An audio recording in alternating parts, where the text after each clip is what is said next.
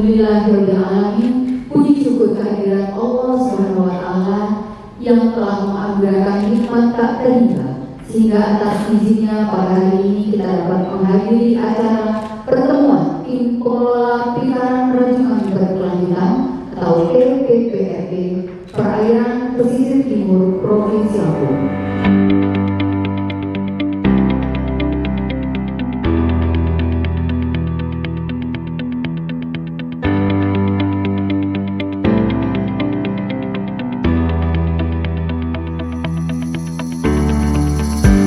Sektor kelautan dan perikanan menjadi salah satu penggerak perekonomian di Provinsi Lampung karena memiliki potensi sumber daya yang besar.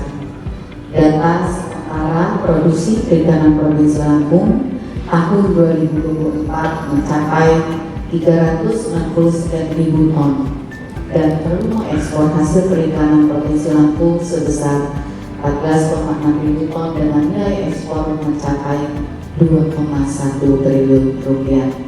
Dengan komoditas ekspor unggulan yaitu udang dan rajungan, khususnya untuk rajungan mengalami peningkatan volume dibanding tahun 2023 menjadi 1.555 ton, meningkat 15% dengan nilai ekspor sebesar 584 miliar rupiah. Saya selamat atas pelaksananya program pembangunan perikanan rajungan berkelanjutan di Pantai Timur Lampung ini bisa membantu meningkatkan ekonomi daerah, bisa berdampak terhadap kesejahteraan masyarakat, bisa menjaga lingkungan. Hal-hal ini memang perlu semua, tidak hanya teman-teman NGO, teman-teman dinas perikanan, tapi semuanya ada sense of belonging, ada rasa memiliki terhadap wilayah tersebut. Saya yakin tidak kabupaten ini bahkan sekitarnya itu diberikan dampak ada ekonomi. Pertemuan tim pengelola perikanan rajungan TPPRD Perairan Pesisir Timur Provinsi Lampung tahun 2025 secara resmi saya nyatakan dibuka.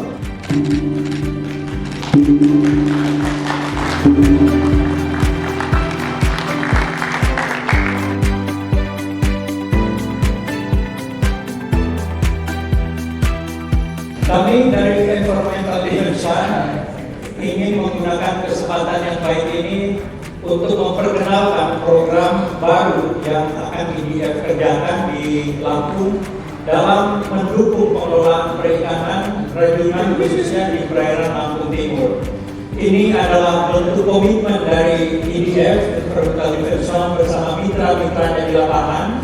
Ada teman-teman dari Mitra Utara, JPK, Starling, ada dari Unila, untuk terus berupaya menyumbangkan sesuatu untuk perbaikan pengelolaan perikanan di Indonesia, khususnya perikanan rajungan.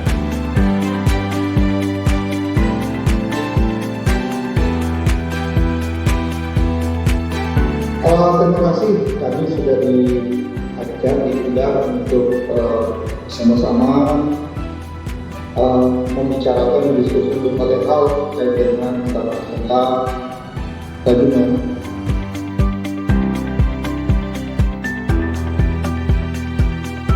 Kita masuk ke sesi yang kedua, di mana materi yang kedua ini akan disampaikan oleh dua narasumber kita yang sudah sama-sama kita kenal. Indikator bio kita antara adalah STR. Tetapi yang kami lakukan di sini banyak kajian yang lainnya, tapi kita fokus di STR ya, dengan titik acuan sasarannya bahwa STR itu antara 30 sampai 30%. Nanti kita akan lihat bagaimana kesehatan rajungan yang ada di Lampung berdasarkan titik acuan sasaran, dan titik batasnya adalah 20%. Nah, jadi indikator sosial ini sebenarnya ada 6 ya, tapi yang di sini yang akan saya sampaikan ada 5. Yang satu memang tahun ini tidak ada pemantauan. Jadi yang pertama, indikator yang pertama adalah persentase produk ekspor rajungan Lampung yang mengikuti standar FDA atau yang berhasil diekspor dari sini dan berhasil diterima oleh beli di Amerika. Ya, karena untuk melewati pintu gerbang Amerika ada persyaratan-persyaratan, termasuk salah satunya persyaratan kesehatan dan keamanan pangan. Nah itu harus lewat BPOM yang sana. Ini adalah sesi terakhir yang pada hari ini yang akan memaparkan hasil laporan kegiatan dari Pokja 1 dan Pokja 4. Dan kami sudah melakukan mungkin 2 minggu yang lalu rapat-rapat Pokja masing-masing gitu, dan mungkin ada sebagian anggotanya yang di sini. Ini tugas ini saya rasa sudah melekat di bidang kami, di bidang perikanan tangkap yang mengurus tentang perizinan kapal untuk alat tangkap dan juga kelompok-kelompok yang berurusan dengan kegiatan perikanan tangkap. Izinkan saya secara singkat untuk menyampaikan apa yang sudah Pokja 4 lakukan. Rencana aksi perikanan rajungan berkelanjutan laku pada tahun 2024-2025 itu Pokja 4 mendapat amanat untuk melaksanakan tujuan kedua, yaitu meningkatkan nilai manfaat ekonomi dan sosial perikanan rajungan untuk nelayan dan seluruh pelaku perikanan rajungan.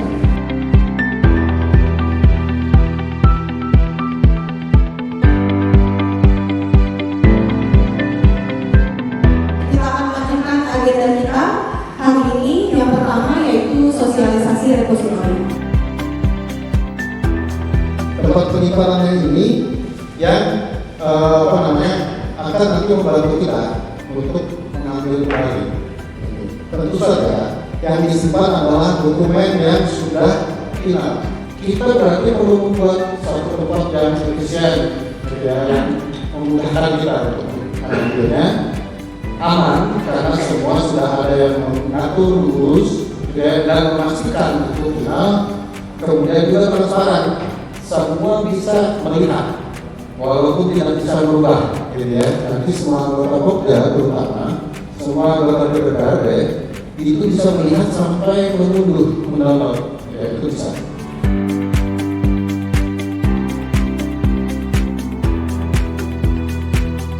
Maka pendataan itu penting untuk menghitung banyaknya tekanan penangkapan yang kemarin disebutkan sebesar 56% itu berasal dari data-data yang dikumpulkan oleh bapak-bapak ibu nelayan. Nah sekarang bagaimana kalau setiap kita menangkap atau nelayan menangkap ada yang betina seharusnya dilepas, seharusnya dilepas. Tapi karena jaringnya baru dibongkar ke daratan, tidak kembali ke laut. Nah akhirnya yang harusnya kita klasifikasi, yang kuning, yang oranye, dari coklat dan agak hitam dikelompokkan telurnya. Setelah itu dia disikat supaya lepas telurnya. Tapi sebelum disikat, itu direndam dalam formalin 20 ppm agar menghilangkan semua parasit-parasit yang terbawa di tubuhnya dan di telurnya. Setelah itu baru disikat. Nah, kalau disikat, mari kita tetaskan telurnya. Tetaskan itu tidak mudah, nggak perlu bapak, nggak perlu ibu, karena itu sudah terbuat, sudah ada larva di dalamnya.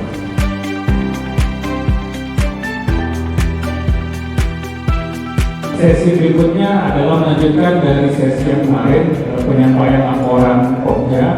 Untuk yang kedua pada hari ini adalah Pokja 2 dan Pokja 3.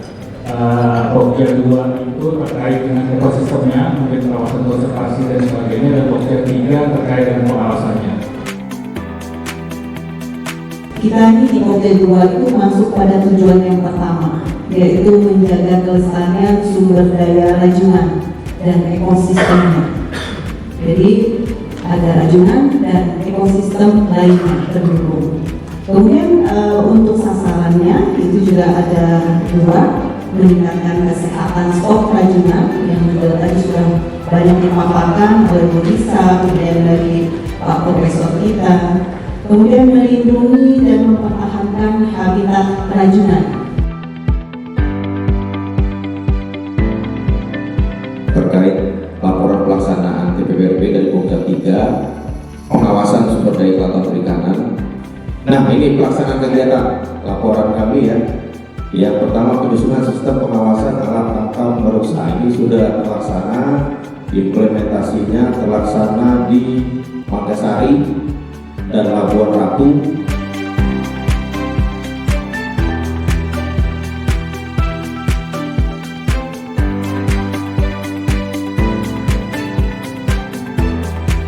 Dan kalau Bapak lihat dari mulai, kira-kira masih perlu atau enggak, atau mungkin ada perubahan atau ada prioritas yang digeser, itu dipersilakan. Berita acara pengesahan kegiatan prioritas kelompok kerja tim pengolahan perikanan rajungan berkelanjutan di DPRD Provinsi Lampung tahun 2026. Perikanan rajungan berkelanjutan pada hari ini kita tutup.